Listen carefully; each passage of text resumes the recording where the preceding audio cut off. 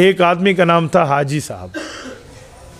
ایک بڑا شخص تھا جو فحاش لعان قسم کا تھا اور وہ شتام تھا, گالیاں دینے والا تھا.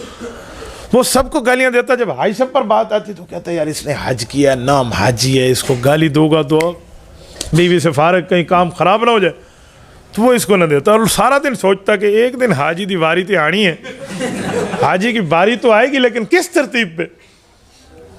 آخر وہ ادھر ادھر پڑھا کے ایزی لوڈ مولویوں سے لے کے نا علمی وہ تیار ہو.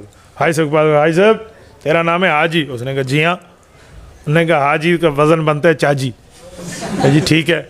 کہ چاجی کہتے ہیں فارسی میں کمان کو, تیر کمان. کہا جی ٹھیک ہے.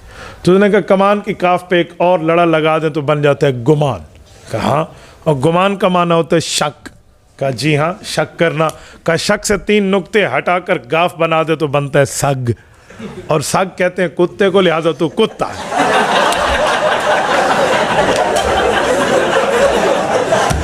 ٹھیک ہے.